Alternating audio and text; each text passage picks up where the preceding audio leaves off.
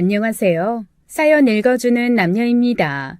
오늘도 와주셔서 감사드리며 그럼 오늘의 사연 바로 소개해드리겠습니다. 오늘 들려드리는 얘기는 길지 않은 인생이지만 제 인생에 겪은 일 중 가장 황당한 일이라고 할 수 있을 거예요. 그리고 아직도 마음이 완전히 정리되지는 않은 상태고요. 여러분들과 사연을 나누면서 위로가 될 것이라고 생각해서 용기를 내어 사연을 보내게 되었답니다. 우선 저는 30대 여성이고 우리 부모님께는 무남 동료였죠. 부모님께서는 정말 귀하디 귀하게 저를 키워주셨답니다. 아주 부유하지는 않았지만 부족함이 없는 성장기였어요. 대학을 졸업하고 회사 생활을 몇 년 했죠. 그런데 회사 생활이라고 하는 게 정말 아래 위 눈치를 모두 보아야 하는 어려운 것이더군요. 아래 위에 끼어서 치인다고 해야 할까요? 어쨌든 저처럼 자유롭게 자란 사람에게 회사원이라는 생활은 어렵기만 한 것이었답니다. 우선 새벽같이 일어나서 출근하는 일부터가 제게는 스트레스더라고요. 현진아, 얼른 일어나. 오늘 학교 또 늦을래? 너 어제 늦었다고 반성문 썼다면서. 얼른 일어나지 못해? 학교 다닐 때도 아침마다 엄마와 저는 한바탕 전쟁을 벌이곤 했죠. 저는 어릴 때부터도 아침잠이 많았어요. 학교 다니는 내내 아침에 일어나서 등교하는 일은 제게 버거운 일이었답니다. 대학에 가서 제일 기뻤던 일이 뭔 줄 아세요? 조금 마음에 안 드는 과목이더라도 오후 시간 늦게 제 마음대로 수강 신청을 할 수 있다는 점, 바로 그 점이었답니다. 대학교를 졸업하고 한 회사에 입사하게 되었죠. 아침마다 새벽같이 일어나서 회사로 출근하는 일 정말 힘에 부치더군요. 뭔가 주로 오후 시간에 할 수 있는 일을 찾아야 했어요. 그러다가 찾은 일이 바로 카페를 열어 사업을 하는 일이었답니다. 그런데 이 일을 시작하려면 돈이 많이 들잖아요. 그게 또 문제더군요. 저는 원래 학교 도서관보다도 조용한 커피 전문점 구석에서 노트북 컴퓨터와 태블릿 PC를 펼쳐놓고 공부하는 것을 더 즐겼답니다. 커피도 참 좋아했어요. 남들은 몇 잔만 마셔도 잠이 오지 않는다고 하는데 저는 하루 종일 물처럼 마셔대도 잠이 오지 않는 일은 없었답니다. 그런데 무슨 짓을 해도 아침에 일어나는 일은 정말 힘들었어요. 그래서 오후에 시작하고 밤 늦게까지 일하면 되는 일, 그리고 제가 좋아하는 커피와 관련된 카페 사업을 해보고 싶었죠. 아빠, 나 카페 하나 해보면 진짜 잘할 것 같고요. 딱 내 적성인데. 우리 집에 카페 열어줄 만한 돈은 없죠? 어느 날 그냥 지나가는 말로 아버지께 이런 말을 했답니다. 사업 계획서 써가지고 오너라. 장소도 제대로 물색하고 상권 분석 정확하게 해가지고 오고. 어머나, 우리 아빠가 정말 저에게 카페를 차려주시려고 그러시는 것일까요? 어쨌든 아빠가 농담을 하시는 것 같지는 않았어요. 저는 열심히 괜찮은 장소를 물색했고 근처에 카페 하나가 매물로 나와 있다는 것을 알 수 있었어요. 상권 분석과 매출 분석에 들어갔어요. 정말 열심히 준비했답니다. 학교 다니면서 공부를 이만큼 했다면 아마 판검사는 쉽게 되었을 거예요. 솔직히 열심히 하긴 했지만 반신반의하기도 했습니다. 우리 집에 그렇게 큰 돈이 있을 거라고는 생각하지 않았기 때문이었죠. 그런데 아빠는 제 계획서를 면밀하게 검토해 보시고는 어느새 가게에 가서 계약할 준비를 하라는 것이었어요. 아빠가 어떻게든 재원은 마련했다고 하시면서요. 정말 뛸 듯이 기쁘면서도 혹시 저를 위해서 어디서 빚이라도 얻으신 건 아닐까 걱정도 많이 되었답니다. 어쨌든 그렇게 해서 저는 원하는 장소에 원하는 매물을 손에 넣게 되었어요. 그렇게 회사에 적응하지 못하는 저에게 부모님은 제가 가장 좋아하고 적성에 맞는 일을 할 수 있도록 지원도 아끼지 않으셨죠. 아담하지만 고급스럽고 세련된 분위기의 카페를 오픈하게 되었어요. 카페를 운영하는 일은 제게 정말 즐거움이었답니다. 크지 않은 규모의 카페였기에 종업원 2사람 정도를 두고 일을 시작했어요. 종업원들을 채용할 때도 아빠는 제가 아직 나이가 어려서 사람을 잘 못 볼 것이라고 하시면서 채용을 하는데 적극적으로 자문을 해주셨습니다. 그래서 정말 카페 일을 좋아하고 제대로 일해줄 수 있는 사람들을 채용할 수 있었어요. 카페는 제 정성과 남의 일로 생각하지 않는 우리 종업원들 덕에 잘 되었습니다. 한번 오신 손님들은 꼭 다시 찾아주시곤 하셨죠. 아, 그런데 이게 무슨 일일까요? 모든 것이 잘 되어가던 중에 제 인생에서 가장 슬픈 일을 경험해야 했답니다. 그것은 바로 제 세상의 전부였던 부모님을 예기치 않은 사고로 잃게 된 것이었어요. 강현진 씨 되십니까? 여기 경찰인데요. 강도열 씨가 아버님 되시고 공숙경 씨가 어머님 되시나요? 네, 맞는데요. 실례지만 무슨 일이신가요? 이런 말씀 드리게 돼서 정말 유감입니다만 강도열 씨와 공숙경 씨가 타고 계시던 차량과 마주오던 차량이 충돌하는 사고가 생겼습니다. 마주오던 차량은 음주운전 차량이었고요. 유감입니다만 오셔서 두 분의 신원을 확인해 주셔야 합니다. 부모님은 결혼 35주년 기념으로 제주도 여행 중이셨어요. 제주도에서 차를 렌트해서 아버지가 운전 중이셨죠. 그런데 과속으로 마주오던 음주운전 차량과 아버지가 운전하던 차가 정면으로 충돌했다는 것이었어요. 차체는 그야말로 종잇장처럼 구겨졌고 부모님은 두 분 다 즉사하셨을 것이라고 경찰이 말해주었답니다. 그나마 병원에서 의료진이 시신을 어느 정도 수습했기에 두 분을 간신히 알아뵐 수 있었어요. 너무나도 많이 다치신 모습에 부모님의 시신을 확인하자마자 저는 그만 실신하고 말았죠. 끼워보니 천장에 밝은 조명이 보이더군요. 그리고 손목에 끼워진 링거 주사 바늘로 보아 제가 병원에 있는 것 같았어요. 카페 종업원들이 저를 걱정스러운 눈으로 내려다보고 있더군요. 사장님, 이제 정신이 좀 드세요. 이틀을 못 깨어나고 계셨어요. 어떻게 이런 일이 다... 종업원도 기가 막힌지 눈물을 훔쳐내더군요. 저는 하도 황망해서 눈물도 나오지 않았어요. 부모님의 시신을 두 눈으로 확인했음에도 불구하고 실감이 나질 않더라고요. 아니야, 그럴 리가 없어. 우리 엄마 아빠가 나를 두고 그렇게 가셨을 리가 없어. 이건 뭔가 잘못된 거야.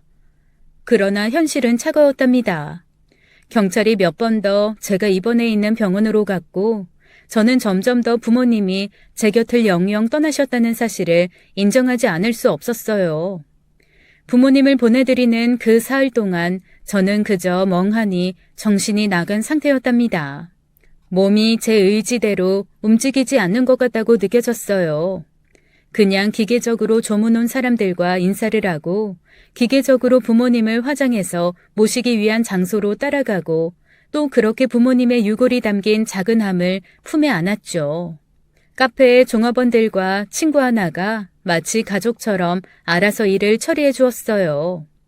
아 참, 저희 집 이야기를 잠깐 들려드려야겠네요. 저희 부모님은 양가에서 모두 외동이셨답니다. 그러니 양가에 이모나 고모 그리고 삼촌들이 계실 리가 없었죠. 할머니, 할아버지는 이미 모두 노환으로 돌아가셨고요.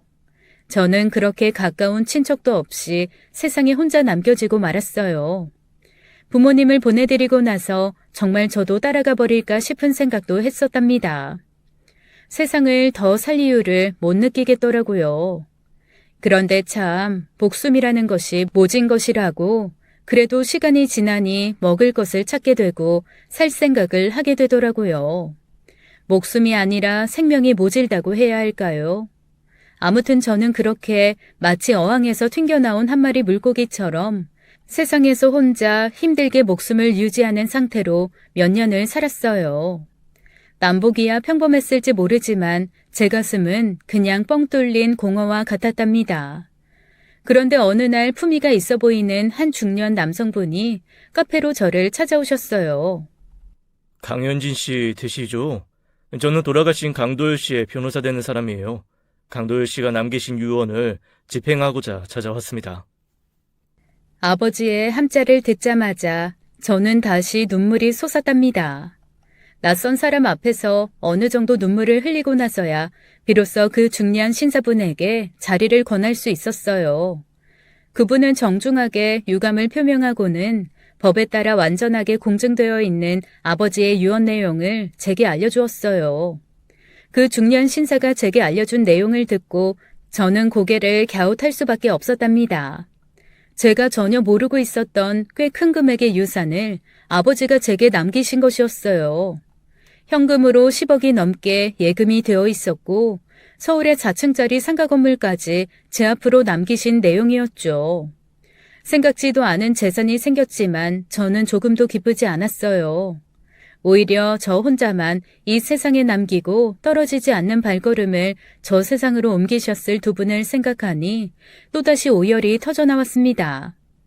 그렇게 또 며칠을 알아누워 있었어요. 카페는 이제 완전히 자리가 잡혀서 제가 있으나 없으나 잘 돌아가고 있었습니다. 많은 재산을 물려받기는 했지만 카페를 그냥 방치할 수도 없었고 그러고 싶지도 않았답니다. 이 카페 역시 부모님이 제게 남기신 소중한 유산이었고 또 저희 카페를 잊지 않고 찾아주시는 손님들이 계셨죠. 부모님에 대한 생각을 조금이나마 잊기 위해서라도 카페 운영에 열심히 매달렸어요. 그렇게 슬픈 세월이 흘러가고 있었답니다. 우리 카페를 찾아주시는 손님들은 다양한 분들이셨어요. 종사하시는 직업도 다양했고 커피나 차 맛에 대한 기호도 다양했죠. 단골 손님의 기호는 저와 종업원들이 거의 모두 기억하고 있었어요. 그저 자리에 와서 앉으시면 그 손님이 무엇을 주문하실는지 알 정도로 정성스럽게 카페를 운영하면서 찾아주시는 손님들을 대하고 있었답니다. 그렇게 주로 단골 손님들을 중심으로 카페를 운영하면서 새로운 손님들이 생겼고 그분들이 다시 카페에 단골이 되어 주셨어요. 그 중에는 부모님이 돌아가시기 전부터 찾아주시던 분도 계셨고 그 이후에 새로 단골 손님이 되어주신 분들도 계셨죠. 새로 단골 손님이 되어주신 분 중에 한 분이 우리 카페의 커피 맛을 보시고는 다음부터 카페를 자주 찾아주시기 시작하셨어요. 커피에 대해서는 거의 학자라고 할 정도로 많이 아시는 분이셨죠. 특히 아프리카산의 약간 신맛이 나는 커피를 좋아하시는 그분은 저희 카페에서 그 커피를 가장 원래의 맛에 맞게 우려낸다고 만족하시더군요. 그 후 그 손님은 자주 저희 카페를 찾아주셨답니다. 혼자 찾아오셔서 기호에 맞는 커피를 갖다 드리면 독서에 심취하시면서 커피를 드시고 나는 분이었어요. 저 사장님, 실례지만 저와 대화하실 시간 좀 내주실 수 있을까요? 어느 날 그 손님이 제게 이렇게 청하셨죠. 개인적인 이야기를 할 것이 있다는 것이었어요. 제가 이 카페에 자주 오는 것은 물론 가장 제 입맛에 맞게 만들어주시는 커피 때문이기도 하지만 사장님 때문이기도 해요. 사장님, 싫지 않으시다면 조금씩 서로를 알아가는 시간을 갖는 거 어떨까요? 무슨 말씀이신지 저는 잘 이해가... 사장님이 아직 결혼 전이시라는 거 알고 있고 저 역시 결혼 전입니다. 우리 한번 진지하게 사귀어 보는 것이 어떨지 제안 드리는 거예요. 부디 뿌리치지는 말아주십시오. 아주 절실하게 드리는 말씀이니까요. 그 손님이 제게 일종의 프로포즈 같은 것을 하고 계신 것이었어요. 저는 우선 갑작스러운 제안에 당황했죠. 그러나 이상하게도 그 제안이 싫지만은 않았답니다. 늘 점잖은 그분은 커피와 독서에 깊이 심취한 온화한 매력을 풍기는 분이었어요. 그런 그분의 분위기가 저 역시 마음에 들었죠. 그래서 그 손님과 저는 어느새 사귀는 사이가 되어 있었답니다. 그때 제 나이가 34이고 그분의 나이가 36이었어요. 둘 다 홍기가 꽉 찬 나이였죠. 자연히 결혼을 전제로 사귀는 사이가 되었어요. 그렇게 1년여의 연애 끝에 저는 그분과 결혼을 하게 되었답니다. 독서와 커피에 남다른 취향을 가지고 있는 남편의 직업은 평범한 회사원이었어요. 부모님 돌아가시고 세상에 당신이 혼자 남겨진 사람이라는 얘기 잘 들었어요. 내가 이제 부모님 대신 당신의 울타리가 되어주고 싶어요. 그 말이 그렇게 든든할 수가 없었어요. 부모님이 돌아가시고 나서 처음으로 느끼는 따스함이었죠. 거기에 시어머니까지 저를 안쓰럽게 생각하시며 위해 주셨답니다. 시아버님은 남편이 어렸을 때 돌아가셨고 위로 남편과 4살 터울인 아주버님이 한 분 계셨어요. 저희가 결혼하기 6개월 전에 결혼을 하셨다는데 결혼식을 올리지 않고 그냥 부부로 지내신다는 말씀을 들었죠. 결혼식을 못할 정도로 살기 어려운 집안도 아니고 왜 결혼식을 하지 않는지가 궁금해서 남편에게 물었지만 남편은 그때마다 분명한 대답을 하지 않고 그냥 대충 두 분의 나이 차이가 너무 많이 나기 때문에 남들 보기가 좀 민망해서 정도로 대답을 하고 넘어갔답니다. 사실 아주버님과 제 손이동서 되시는 분의 나이 차이가 정말 크긴 했어요.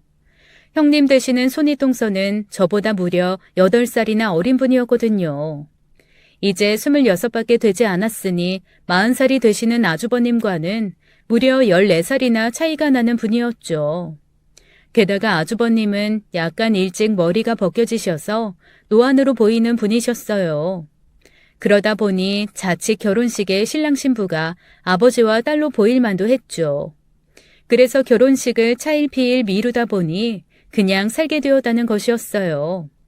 그래도 그렇지 결혼식은 하고 사실 일이지 싶었지만 또 이해가 전혀 안 가는 상황도 아니었기에 그냥 그런 줄 알고 있었답니다. 그런데 그 나이라고 하는 것은 역시 숫자에 불과한 것은 아니더라고요. 나이가 많다는 것은 세상을 그만큼 더 살아왔고 그만큼 성숙하다는 이야기죠. 물론 나이값을 못하는 사람들도 세상에 많지만 말이에요. 저보다 나이 어린 동서 되시는 분은 딱 그 나이에 철이 좀 덜 든 아가씨 같았어요. 26의 아가씨가 뭘 알겠어요. 사실 시집이니 동서니 시동생이니 하는 관계도 그 동서에게는 아직 어색한 것으로 보였답니다. 호칭 하나도 제대로 정리하지 못하는 것이 일단 그 증거였어요. 글쎄 저더러 언니라고 부르고 제 남편을 부를 때도 이름을 부르더라니까요. 언니, 어머니가 김치거리 사다 놓으셨다는 연락 받으셨죠? 둘이 하라고 하시지만 나는 아무것도 몰라요. 언니가 알아서 좀 해주세요.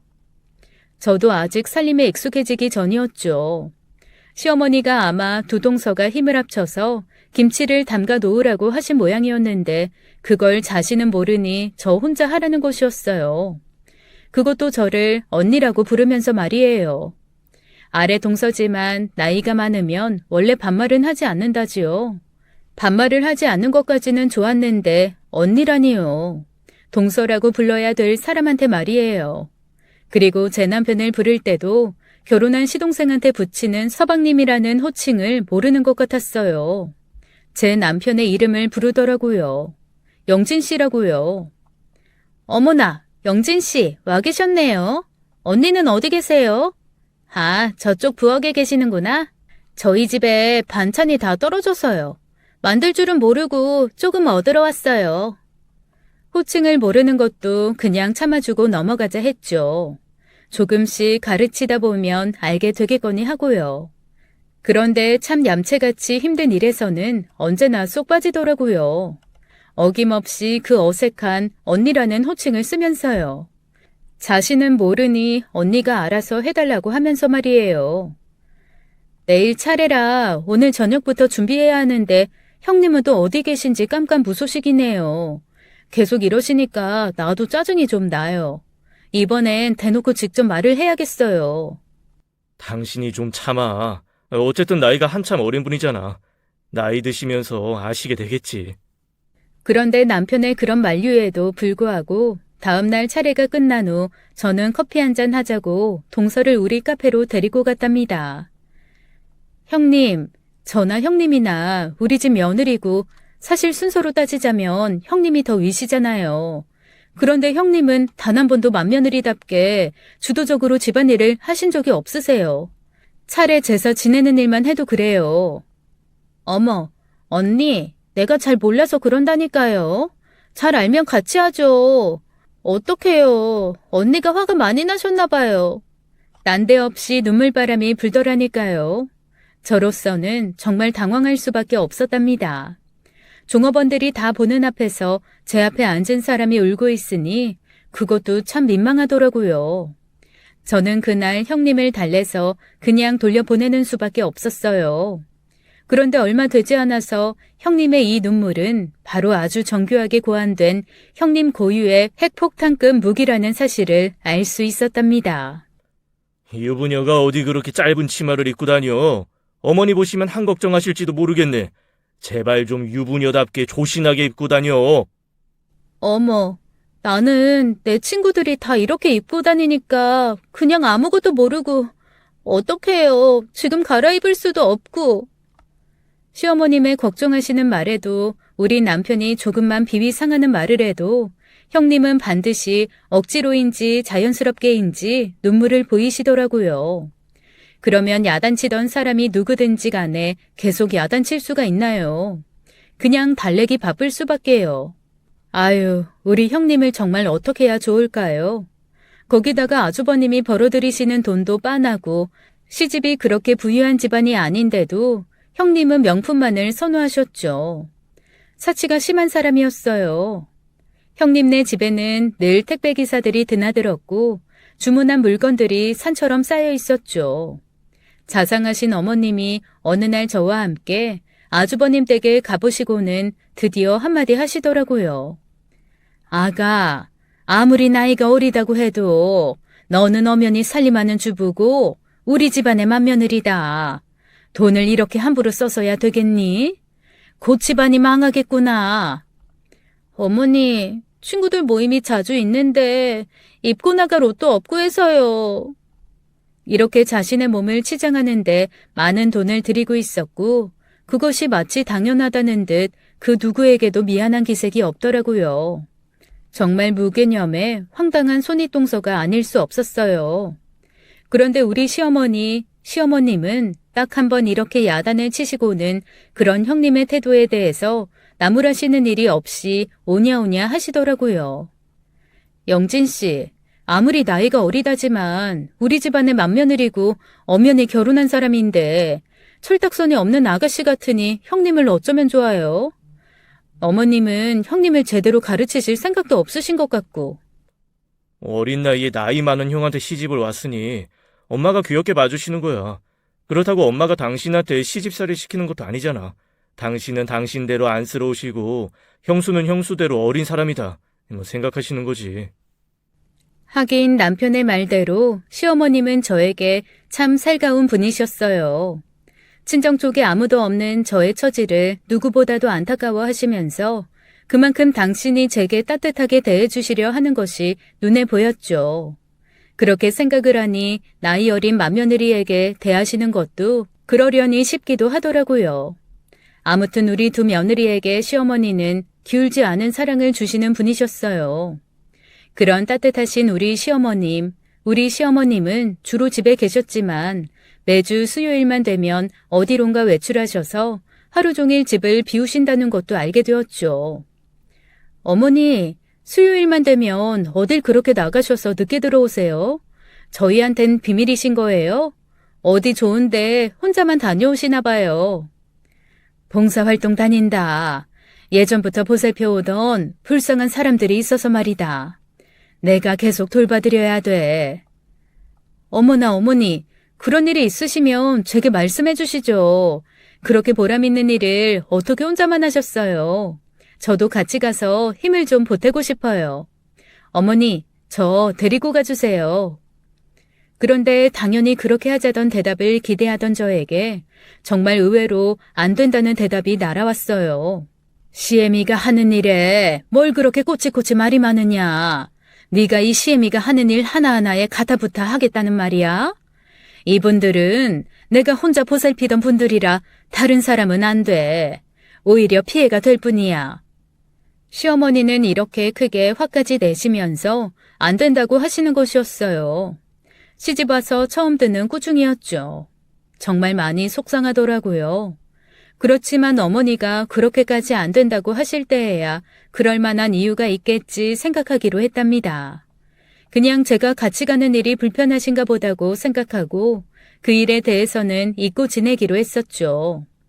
시어머님께 그렇게 한번 꾸중을 듣기는 했지만 그 밖의 일에 대해서 시어머님은 여전히 저희 두 며느리에게 관대하시고 자상하셨어요. 그리고 무엇보다도 남편과 저는 마음이 잘 맞았답니다. 아직 아이도 없었기에 우리는 책 이야기와 커피 이야기를 하면서 시간 가는 줄도 몰랐어요. 그리고 여기저기 여행도 같이 다녔어요. 여행, 남편이 차를 운전해서 여행을 가다 보니까 부모님 생각이 나서 눈물이 왈칵 치솟았답니다. 생전에 정말 금술이 좋았던 두 분이셨어요. 결혼한 지 30년이 넘었는데도 두 분은 영화를 같이 보러 다니고 같이 등산을 다니시곤 하셨죠. 그리고 여행도 자주 다니셨어요. 엄마랑 아빠는 나 따돌리고 둘이서만 잘 지내시는 것 같더라. 나도 아빠 같은 신랑 만나서 엄마 아빠 따돌리고 둘이서만 깨먹는 것 같이 지낼 거야. 아마 시중에 꾀값 많이 떨어질걸요? 그랬어요. 저는 정말 우리 아빠 같은 신랑을 만났으면 했답니다. 엄마와 저를 끔찍히 여기시고 바깥일에서는 성실하셨던 우리 아빠. 지금도 천국에서 엄마와 같이 행복하실 거라고 믿고 있어요. 어머나, 또 부모님에 대한 생각으로 얘기가 샛길로 새고 말았네요. 아무튼 열렬하게 연애를 해서 결혼을 했다가도 결혼 전에 몰랐던 모습이 드러나면서 싸움으로 지새는 부부들이 많다고들 하잖아요. 우리 부부는 그런 것을 몰랐어요. 생전에 우리 부모님이 그러셨던 것처럼 우리는 싸움 한 번 없이 지내는 금슬 좋은 부부였답니다.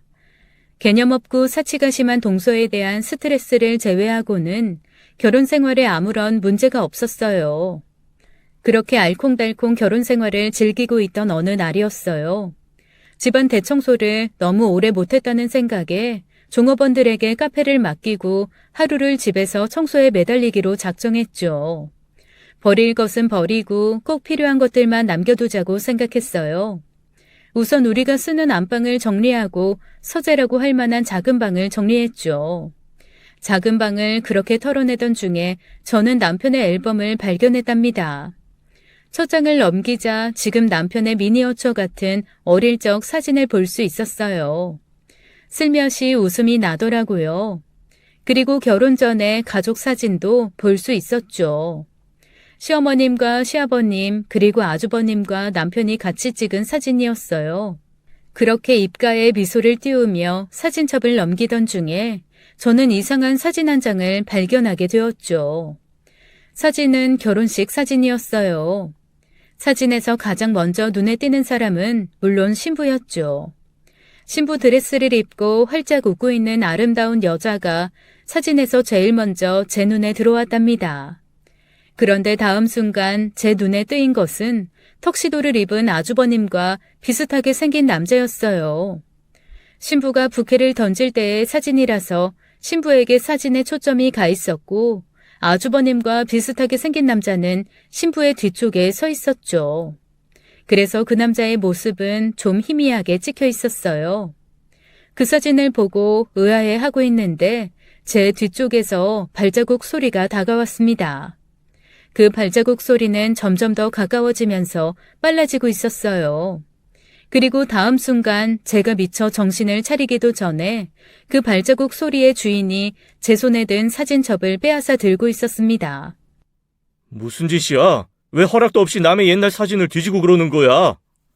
일부러 뒤진 게 아니라 대청소를 하다 보니까 사진첩이 있어서. 그리고 남이라뇨? 우리가 남이에요? 사진 하나 보는데도 허락받아야 하는 그런 사이냐고요. 그런데 남편이 눈에 띄게 당황스러워 보이더라고요. 그런 남편의 모습이 참 이상하게 보였죠. 저는 놀란 가슴을 진정시키며 아주버님 같은 남자가 찍힌 그 사진이 무슨 사진인지를 남편에게 물어보았어요. 그런데 남편은 아무것도 아니라고 대답하는 것이었어요. 분명히 아주버님 결혼사진 같은데 왜 신부가 지금 동서가 아닌 거예요? 도대체 어떻게 된 거예요? 아무것도 아니라면 아닌 줄 알면 될 일이지. 웬 여자가 이렇게 따지고 드는 게 많아? 분명히 아무것도 아니라고 했잖아. 형 결혼 사진 아니라고. 당신이 잘못 본 거라니까. 남편은 이렇게 버럭 화를 내면서 심지어 사진첩에서 그 사진을 빼내서 박박 찢어버리기까지 하더라고요.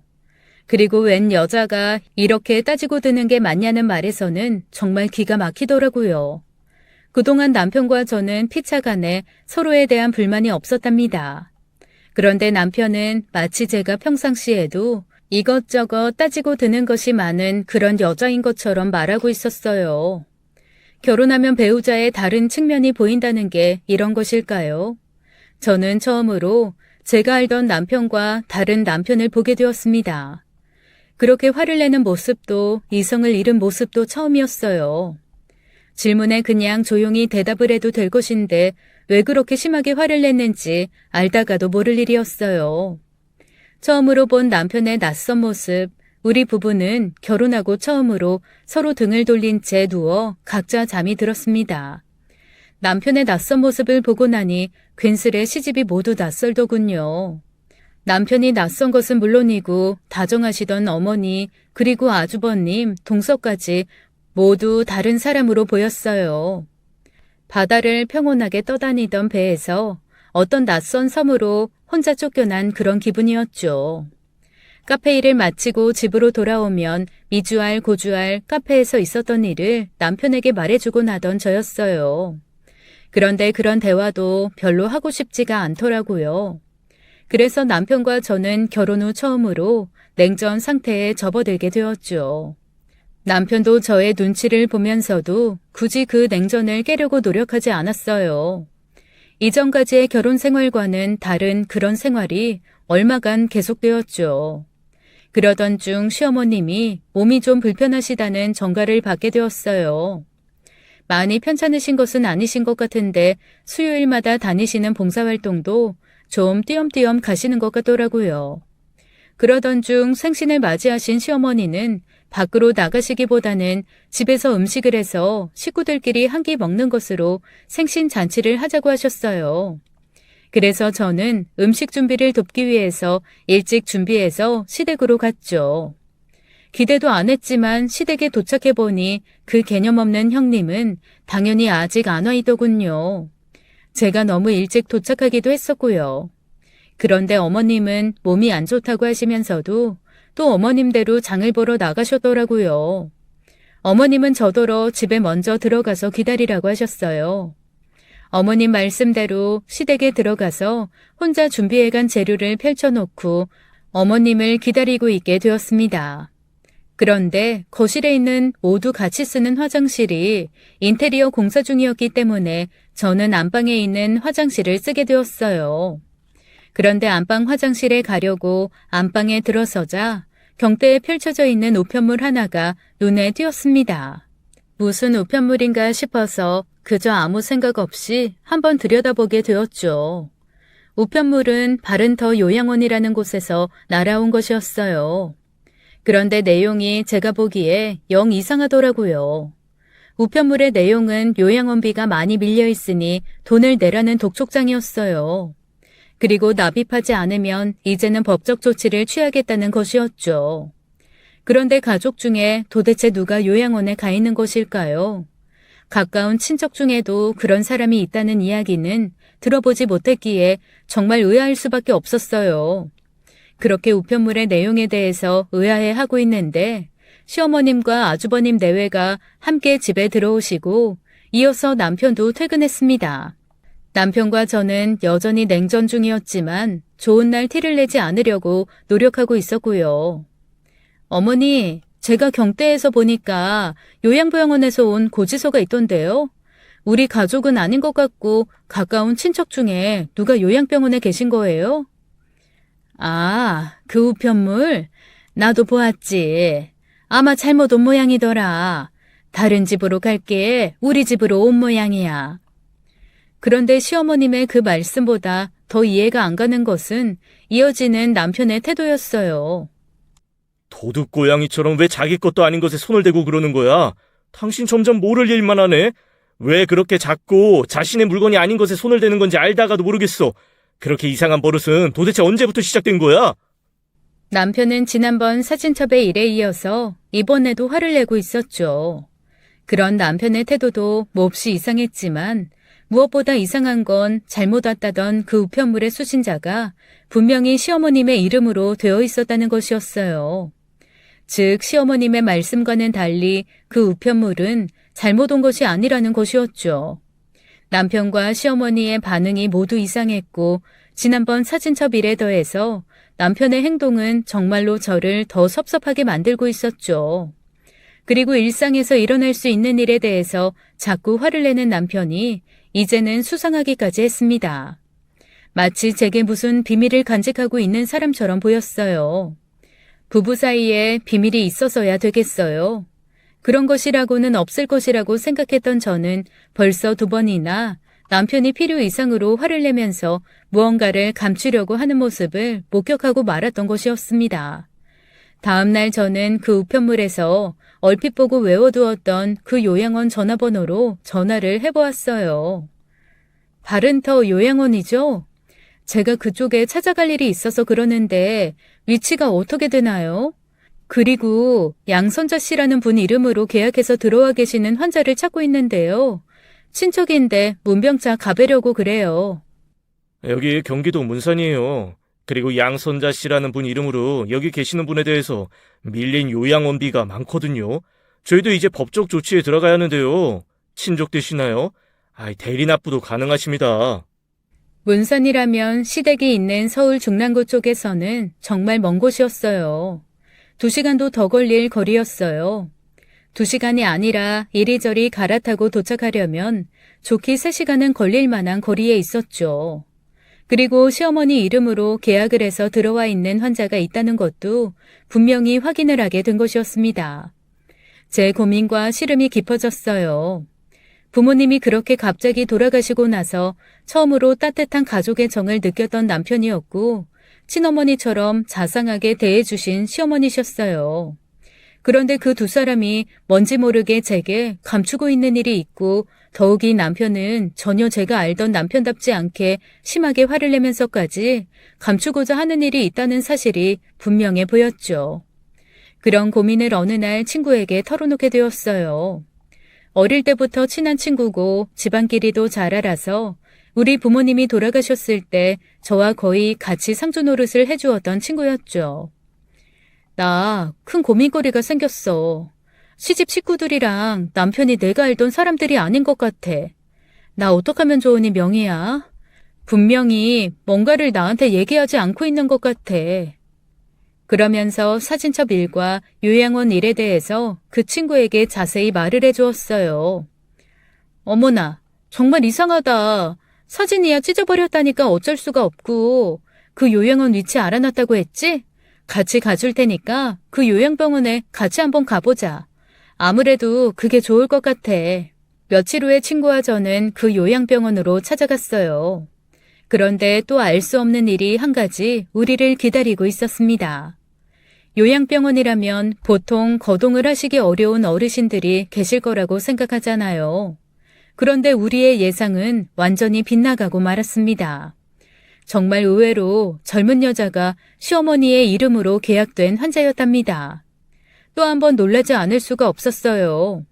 그쪽 담당자들의 말을 들어보니 그 환자는 머리를 다쳐서 혼자서는 생활하기가 어려운 사람이라는 것이었죠. 그 젊은 여자는 멍한 눈으로 창밖만 바라보고 있었어요. 친구와 저는 담당자에게 이리저리 캐물어보다가 이 여자가 매주 수요일마다 오는 할머니의 며느리라는 것을 알아낼 수 있었죠. 친구와 저는 정말 경악을 금치 못했답니다. 며느리라뇨. 저보다 한참 나이 어린 손이 동서가 분명히 있고 제가 이렇게 시퍼렇게 눈을 뜨고 있는데 다른 며느리라뇨. 이게 도대체 가당키나 한 말일까요? 그럼 지금의 그 젊은 동서는 시아주버님과 재혼한 사람이라는 말이 되는데 이 상황이 도저히 납득이 되질 않았어요. 그렇게 친구와 저는 궁금증만 잔뜩 하는 채 서울로 돌아왔고 그날 퇴근한 남편을 붙잡고 저는 아주 작정하고 캐물었죠. 화를 내던 물건을 부수던 사실을 듣고야 말겠다는 각오를 한 것이었어요. 그런데 남편에게 물어보자 남편은 의외로 깊은 한숨을 내쉬더니 이야기를 해주는 것이었어요. 사실 형이 처음 결혼했던 형수하고는 이혼을 했고 지금 형수하고는 재혼이야. 예전 형수 되시는 분이 머리를 크게 다치셨고 아니, 그분이 의지가지 없는 고아라서 보살필 사람이 없었어. 며느리들한테 자상하신 우리 엄마가 이혼은 했지만 형수였던 분을 요양원에 입원시켜 주신 거야. 그런데 참 이상하더군요. 이런 정도의 일이라면 결혼 전에 이야기를 해줄 수도 있었고, 적어도 그 사진첩에서 제가 결혼 사진을 발견했을 때 그런 반응을 보이지 말고 차근차근 설명을 해야 했어요.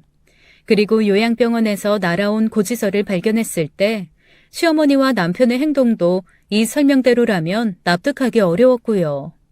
따라서 남편이 지금 설명하는 말이 정말이라고 믿을 수가 없었죠. 그리고 이혼한 아들의 전처가 불쌍해서 요양원에 두고 그렇게 수요일마다 가서 챙겨왔다는 사실도 아주 쉽게 이해가 가는 상황은 아니었어요.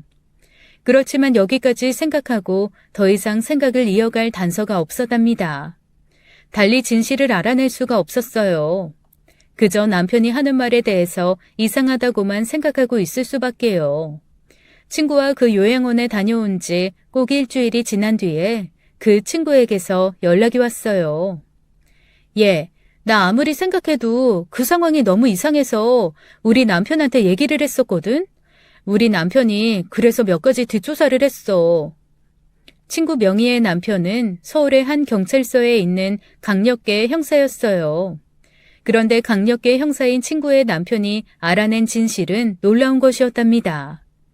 너무나 황당하게도 그 요양병원에 있는 머리를 다쳤다는 여자는 지금도 서류상으로 아주버님의 아내라는 것이었어요. 그럼 도대체 지금 아주버님 집에 있는 동서는 누구란 말인가요? 동서가 이미 아내가 있는 아주버님에게 속아서 살고 있는 경우를 생각해 볼 수도 있겠죠. 제가 집안 사정에 대해 물어볼 사람이 달리 누가 있겠어요. 이제는 믿을 수 없는 사람이 되었지만 그래도 남편에게 물어보아야 했죠. 그렇지만 이제는 남편에게 물어보는 것도 겁이 났답니다. 이 엄청난 사실을 알고 있으면서도 제게 숨겼다는 것이 되잖아요. 남편도 시어머니도 이제는 제게 정말 이상한 사람들로 보였죠. 저는 어느 날 하루 날을 잡아서 마음을 크게 먹고 남편에게 지금의 동서가 아주버님의 아내가 아니라는 것과 정말 아내는 요양원에 있다는 사실을 알고 있다고 말했어요. 남편의 반응은 극도의 당황과 분노였답니다. 당신이 도대체 그거 어떻게 알았어? 뭐라고요? 그럼 당신 모든 걸 다 알고 있었던 거예요? 정말 그런 거예요? 남편은 당황해서 무슨 말을 대꾸할지도 모르는 사람 같아 보였어요. 그런 남편의 태도를 통해서도 처음부터 모든 사실을 다 알고 있으면서 저를 속였다는 것을 알 수 있었죠. 충격을 크게 받은 저는 남편을 계속 다그쳤어요. 형이 아직 이혼을 안 한 건 사실이야. 형수가 저렇게 되었기 때문에 이혼을 못 한 거고. 그렇지만 형도 언제까지도 혼자 있을 수 없었잖아. 그래서 지금의 형수와 재혼을 한 거야. 이혼을 못했는데 재혼을 하다니요. 이게 어떻게 말이 된다는 건가요? 남편의 말에는 전혀 설득력이 없었어요. 그런데 남편은 자신의 말을 전혀 납득할 수 없다고 하는 제가 오히려 이상하다고 다그치더군요. 그때 핸드폰 소리가 요란하게 울렸습니다. 현진아, 당장 그 집에서 나와.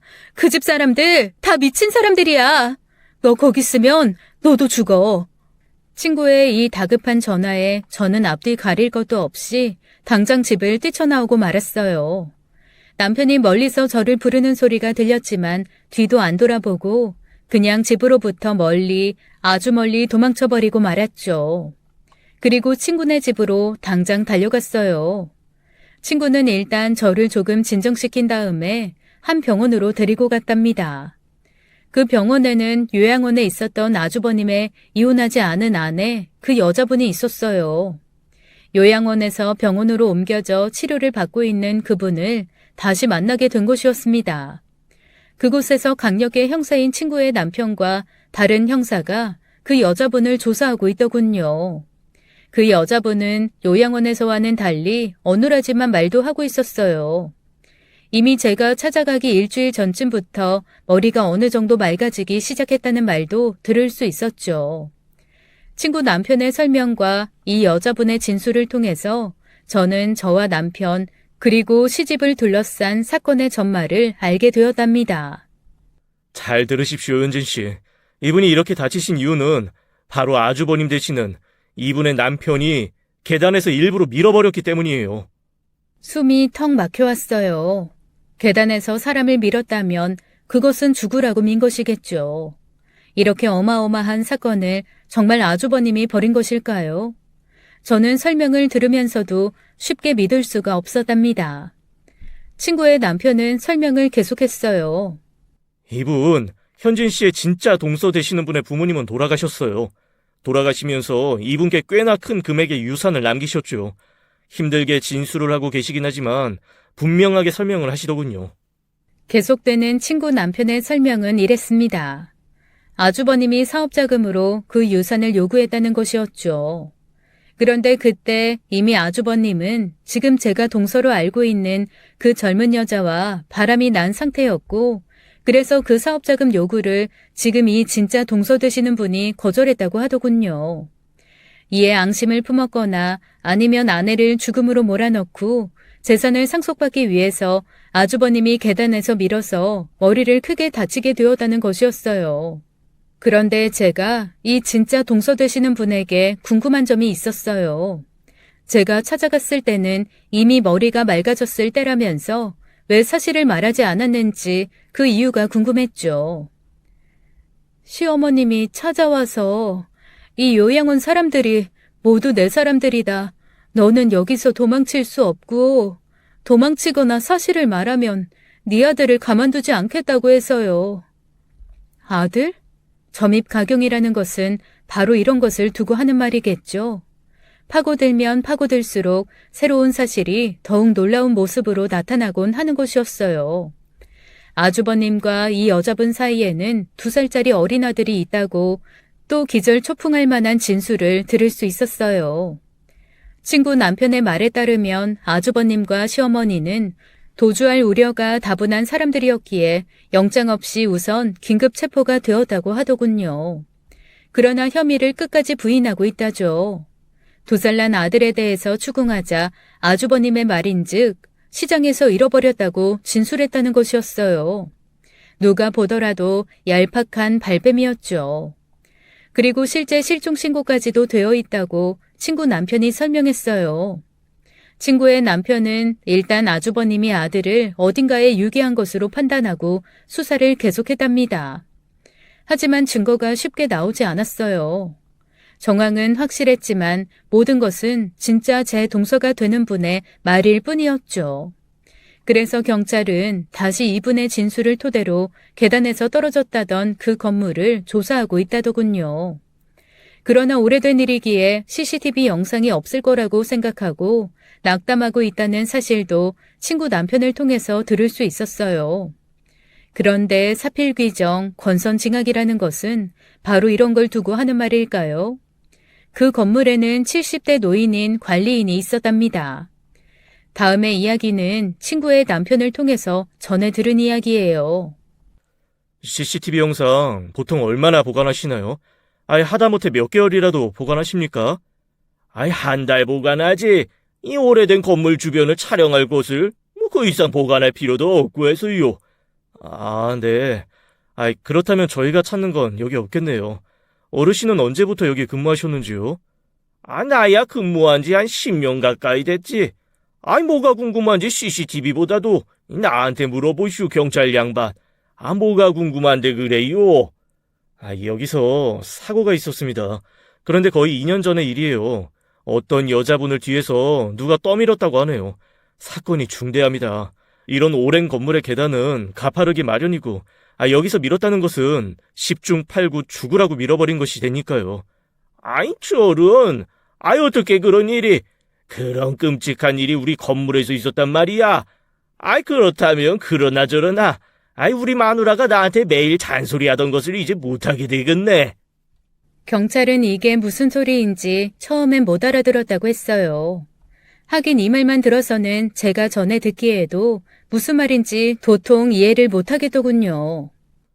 우리 마누라가 나더러 맨날 한다는 말이 뭘 그렇게 쌓아놓고 안 버리느냐고 잔소리를 하루에도 몇 번씩 하는 거라.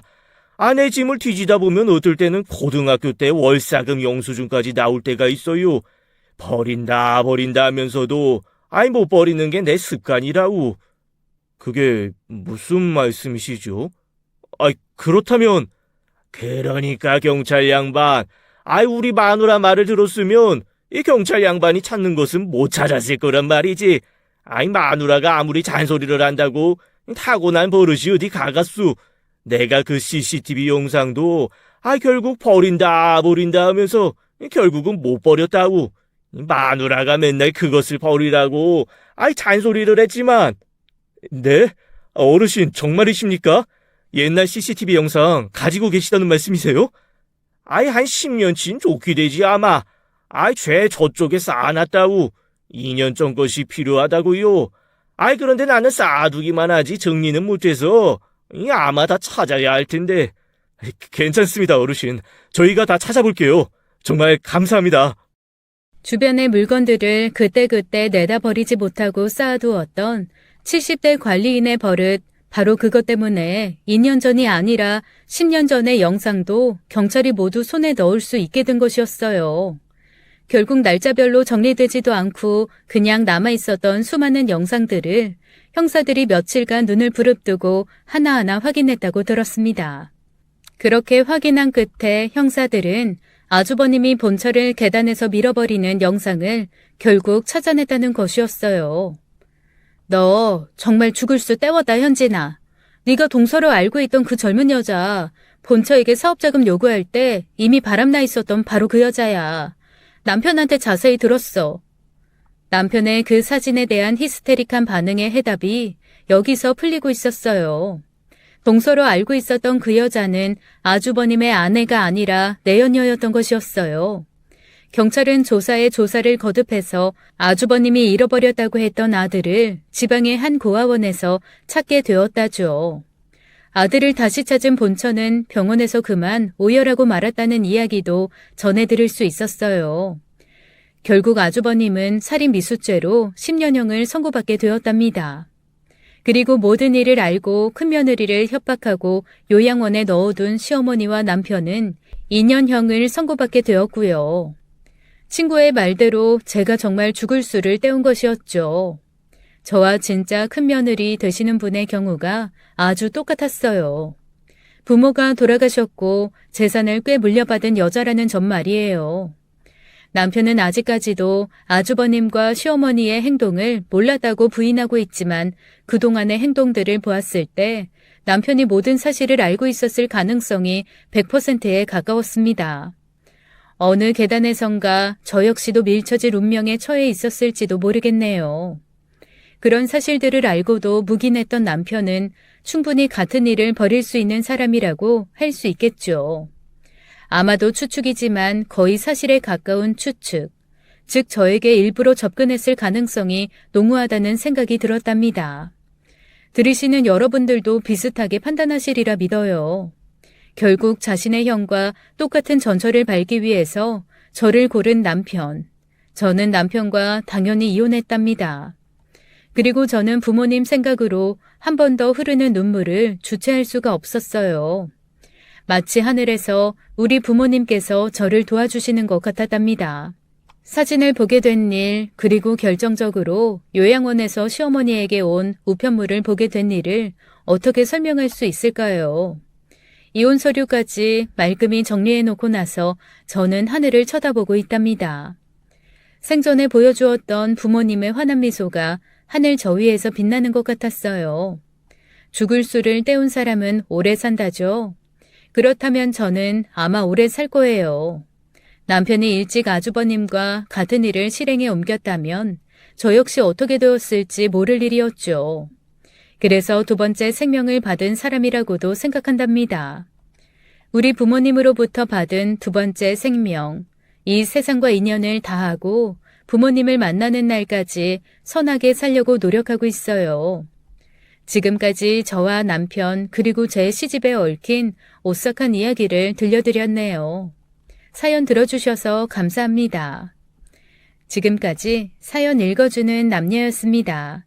끝까지 시청해주신 여러분 감사드리며 저희는 다음 사연으로 돌아올게요. 감사합니다.